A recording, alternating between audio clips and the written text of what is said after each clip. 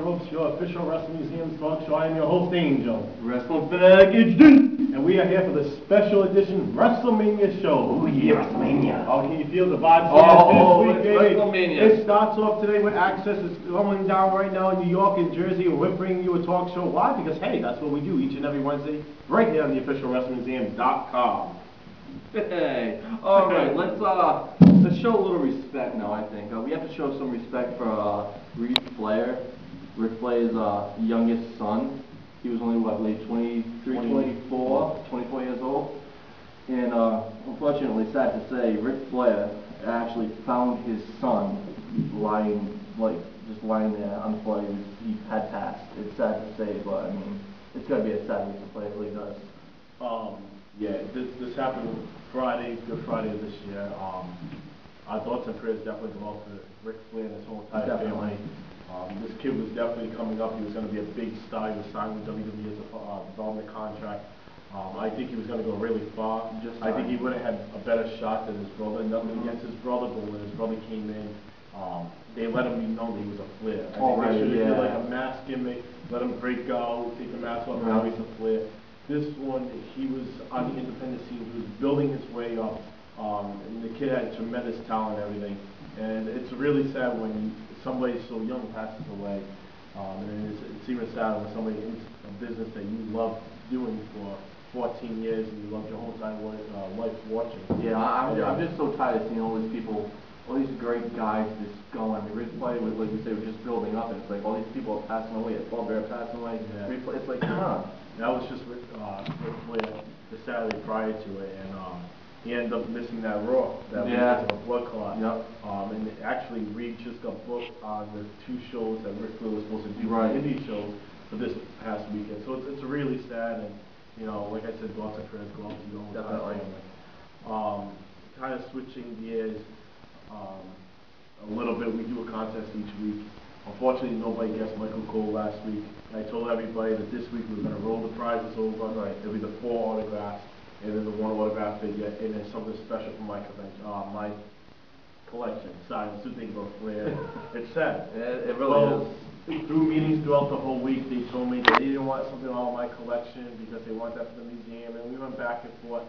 So I came up with a better solution. I'm not sure if they approved it or not, but at the end of this show, we're going to let you guys know what this week's contest is and what the prize is. And when I say zzz, it's like a bumblebee flying around because there's so many prizes that's going to be given out for this week's guest because it's WrestleMania and we're proud about it. And if we're going to talk about WrestleMania, we got to get into the matches, and that's what we're going to do. We're going to discuss matches today. We're going to put a little kick, a little flavor, try to see what we can do. We might even dance a little bit because we've got a great match coming up that's going to kick off the show. I think that's what I'm talking about, baby. Are you calling your mama? I think you need to call your mama right now. Somebody call my mama, please. Come on, mama. That's right, ladies and gentlemen. Brodus Clay and Tensai with the Funkadactyls are going to be going against Team Rhodes Scholars and the Bella Twins. This match was put together because I think they needed something for them to do. Yes. They were actually trying to get the Funkadactyls out into the ring, performing more, working more. I think they worked really well with the Bellas 2 nights ago on Raw. So I like this match, and I also think, you know, Brodus and Tensai with, you know, Damian Sandow and Cody is a good match. So I honestly think it's going to be a good match. It's just kind of weird. I love how it's going. It's like you have the Funkadactyls as a Divas tag team. You got the Bella Twins as a Divas tag team. After WrestleMania is completely over with, which you know for a fact is going to be a feud with both these teams, I think they need to continue the feud, which is obviously going to happen, and it'll eventually break it away. But I think it's a good thing. It's a last-minute thrown-together thing, but it's a good thing that's going to happen. Yeah, I agree with you with that. So I guess, you know, we have to make our predictions. So who do you think is going to win this? That was a bad drum roll. So bad one. Yeah, run your drum rolls, please. Anyway, I think in my prediction, for the kids' sake, I think they're going to have Brodus Clay and the Tensai and the Funkadactyls go over with the 3. You know, it's kind of tough only because you have the Bellas in there. I don't think the Bellas are going to sign on board to lose. But I'm going to agree with you. I see because of the kid, and I think they want to really push the Funkadactyls in the females. I'm going to say this is going to Brodus, Tensai, Funkadactyls, so that whole funky group. Now, let's get into a little the powerhouses. Sorry, I had to do that. Mark Henry and Ryback. That, I like how they started building it up.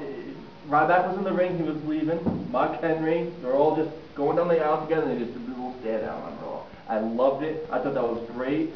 They had to switch things up a little bit between Ryback and Show, obviously, but they did a good job of it. And that's going to be a really good match. It's going to be a lot of powerhouse moves. You're going to see probably Ryback throw Mark Henry halfway across the ring. We've seen Mark Henry do the same thing. I wouldn't doubt seeing Ryback kick out of the World's Strongest Slam. It could possibly happen, but I definitely cannot wait for that match. I think it's a good match. I like how they did the weight pressing on yeah. to build up for it. They're really doing. I would have liked to see a few more weeks of this getting developed. Right. Just because they're really building up this strongman thing, and I really think it would have been a great story going into WrestleMania, just not like a 2-3 week period beforehand. But I definitely see a lot of kick out power moves. Oh, I really hope they really do a lot of the power. They give them enough time to play the song. Even where the referees just say, "Yo, I can't deal with this anymore," just stands back and stuff. So who do you say is going to take this bad boy? It's kind of hard to say. I'm not too much of a fan of either one of them. I will say this, I do like Mark Henry more, but I think Mark Henry is more worried about helping push Ryback, so I'm going to have to go Ryback on that one. You know, I'm going to have to agree with you too. I think Henry's going to come in to help push Ryback, get him over. If Henry wins, it's not going to do nothing for him. If Ryback wins, it's just going to help push him. If they don't have any plans for Ryback, Henry's going to take it, but I'm going to go with Ryback in this. Yeah, that's definitely going to be the choice. So we have another classic six-man tag match, which I'm not too fond of. I'm not really too much into six-man tag matches, but it's Orton, Sheamus, and The Big Show versus The Shield. That one is going to be a fantastic match. Ever since Shield came in, I thought they were phenomenal, great coming through the crowd, doing everything, taking out Cena, Orton. They were taking out everyone. I enjoyed it. It was just the fact of, I love Shield. Obviously, it's a copycat of all the things going on, but I still, it's just one of those. They built it up so much. Especially, I like how they had eventually they had John Cena, everybody coming through the crowd to take out Shield, and it was pretty fun. I enjoyed it. You're right. I think they're doing a really good job. I think this is going to be a very interesting match because you have three known workers that's going to be in that ring that's going to help bring these three talents up. Right. And these talents have the abilities to be big-time players here in WWE. I think it's going to be a well-put-together match. I think they're going to give them enough time. I think there's going to be a couple of different turns and twists to it. I think it's going to be something that you're going to want to watch. I think it's going to be kind of an ending that people aren't expecting, but is expecting. I got a feeling when we do this prediction, we're going to be on the same page again because we've talked about the past week's spot. Oh yeah. What do you say? I am definitely going with Shield, and I'm going with Shield because I see a Orton heel turn, and I cannot wait. I'm going to agree with you on that one. Definitely, I see Shield going over. Orton's going to turn, and he's going to help Shield to go over. You know, each and every week we have a new segment here, and well, let's introduce this right now. We kind of jumped the gun. That's right, folks. It's the push of the week. Off the road.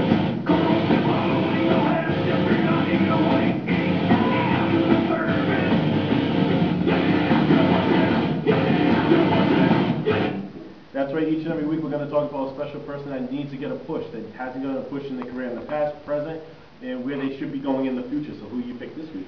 The guy I'm going to pick, he kind of sort of had a push, but not really. I definitely want to see Miz. I'm sorry, Miz needs to definitely get that push. Like I said, yes, he has been champion one time, but not for long.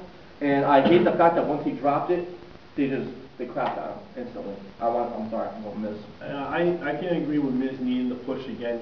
He was a top guy, and now he's brought him down. Miz is doing a lot of media work. We need to get him back up there.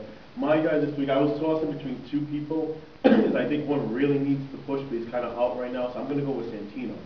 I think Santino's very marketable. He's over with the kids. The guy's very entertaining in the ring. If you strap him with the right title and you keep the title on him for a long time, I think he'll get over with the crowd will love him, and you're going to be able to sell more to the family like they're trying to do. Yeah, speaking of him actually getting over with the crowd, if you remember right, when Del Rio won the Royal Rumble, Santino was outside on the floor. Yeah, I know. The fans were going crazy. They were hoping Santino was going to win it. Remember Santino was Santina? Oh, that's right. Yeah, And then the the Divas Battle Royal. That was oh my God. Now, each and every year, as we all know, during WrestleMania season, they have the WWE Hall of Fame class. I love the Hall of Fame. I just wish they would show more of it on TV for everybody, even though they put you up by the actual DVD set to watch the Hall of Fame. But yeah, the Hall of Fame class is very important around this time. It's just one of the most important things ever. You have one hardcore legend, Mick Foley himself, aka Cactus Jack, Dude Love, Mankind, getting inducted by Terry. I think that's going to be nice. He definitely deserves to go in. Trish Stratus was just announced last night, 2 nights ago, I'm sorry. Stephanie McMahon is going to be inducted her. I think that's great. Yep. Sammartino. Arnold Schwarzenegger is inducted. You can't go wrong with that. Definitely not. Then you also have Bob Backlund by Maria Menounos. I think she has a contract or something to appear like at every WrestleMania or something. I personally like Booker T being inducted by Stevie Ray. And then last but not least, Donald Trump by Vince McMahon himself. That's going to be funny. I can't wait to see all that. Well, that might actually steal the show. You know what I mean? But if we're going to talk about stealing the show, oh, hold on, folks. Things are going crazy over here on my phone. I'm watching Twitter, seeing everybody writing in. People want to know if they can send their questions into the Q&A show. So I'm trying to tell them, yes, you can. There's plenty of time. It's Saturday night, so send them in because send everything in. We don't care what it is. Folks. But stealing the show, there's only one person stealing it.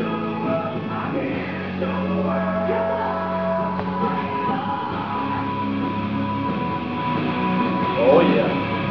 Dolph Ziggler and Big E is going to be taking on Team Hell No for the Tag Team Championship at WrestleMania. This is Big E's first match on TV for WWE. AJ is going to be at ringside. Ziggler's out there. Team Hell No, I think it's going to be fun for you guys. I think it's going to be a great match put together. Ziggler's going to definitely carry. I pray to hope that Ziggler's in the ring for a long period of time, especially with DB, as they're going to have a great match one-on-one. They've had matches in the past. Kane works great with Ziggler. I'm not sure how Big E's going to fit in. I hope he doesn't worry too much about TV. He just does his duty, but I think it's going to be a great match. Big E's going to be extremely happy finally be able to get in the ring and actually work a match and not just stand there like this the whole time. I'm going to call it new tag team champions. You know, this is funny. This stuff, like the first show where we actually agreed on almost every single match. I'm going with new tag team champions too. I'm sorry, Big E and Ziggler. Oh, definitely. That's nice. Oh my God. Then we're gonna get into a match to where I'm a huge fan of the guy, but I really don't care for the match. I'm not gonna lie to you. Triple H versus Brock Lesnar. No holds barred. Triple H's career is on the line. It's not gonna, I think it's a good, they're building into it good. Paul Heyman's doing a fantastic job building into this match. It's all Paul Heyman doing this. Shawn Michaels helped out 2 nights ago on Raw, saying that he's going to be in Hunter's Corner. I don't see it that entertaining, only because, like I said, I thought it should have been a dog collar match. It should have been more aggressive. Then I'm going to lose your career if you lose the match. It's nothing big. I say Triple H is going to do it just so they can have a rubber match. Yeah, Triple H is definitely, he's definitely going to be the one that picks up that victory. It's without, everybody knows it. Nobody's done. Brock Lesnar's already lost once. I'm sure he doesn't care for losing again. He's getting paid the money, so.